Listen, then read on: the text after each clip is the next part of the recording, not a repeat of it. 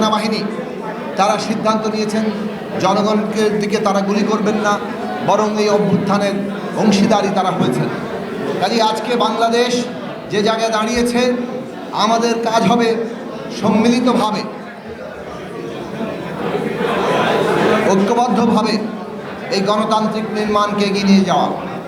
সেখানে মতপার্থক্য আছে।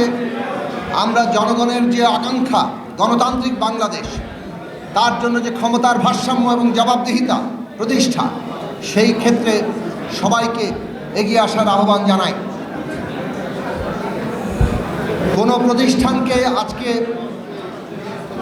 মুখোমুখি করে তোলা কিংবা প্রতিষ্ঠানকে ক্ষতিগ্রস্ত করে এমন কোনো তৎপরতা আমাদের এই দেশের এবং এই রাষ্ট্র ব্যবস্থার জন্যই মঙ্গলজনক হবে না। আমরা জানি বিগত ফ্যাসিস্ট সরকার প্রতিষ্ঠানগুলোকে দলীয়করণ করেছে এবং প্রতিষ্ঠানগুলোকে জনগণের বিরুদ্ধে ব্যবহার করেছে। যারা সুস্পষ্টভাবে জনগণের বিরুদ্ধে হত্যাকাণ্ড চালিয়েছে, গুম করেছে, এই ক্ষমতা ব্যবহার করে একটা ফ্যাসিস্ট সরকারের সহায়ক হিসেবে কাজ করেছে, সেই সমস্ত ব্যক্তিবর্গকে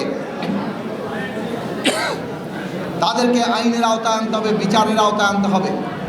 কিন্তু একটা প্রতিষ্ঠানগুলোকে নতুন করে পুনর্গঠন করে তাকে তার মর্যাদার আসনে প্রতিষ্ঠা করাই আমাদের রাষ্ট্রের লক্ষ্য।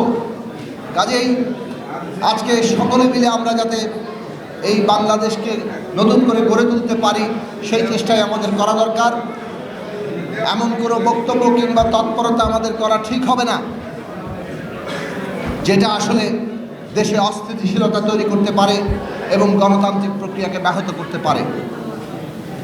আমরা শুরুতেই বলেছি, আওয়ামী লীগ তার নেতারা এবং আওয়ামী লীগের যে লোকেরা জনগণের উপরে এই নির্বিচার হত্যাকাণ্ড চালিয়েছে, তাদেরকে বিচারের আওতায় আনতে হবে। এবং যেভাবে পুরো দলকে তারা এটা ব্যবহার করেছে, দল হিসেবে দায় কতটুকু, সেটাও বিচারের আওতায় আনতে হবে।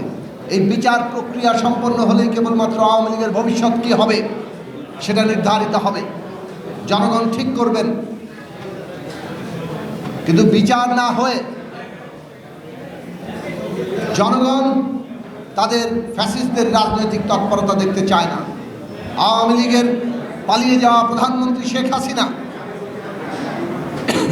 আমরা দেখেছি এখনো পর্যন্ত টেলিফোনে নানা ধরনের উস্কানি তৈরি করে দেশে অস্থিতিশীলতা তৈরি করার চেষ্টা করছেন। সেই চেষ্টা জনগণ ঐক্যবদ্ধভাবে রুখে দিবে, সেইটা আমরা প্রত্যাশা করি এবং আমরা মনে করি জনগণ ঐক্যবদ্ধ আছে, তাদের এই সমস্ত চেষ্টা ব্যর্থ হয়ে যাবে।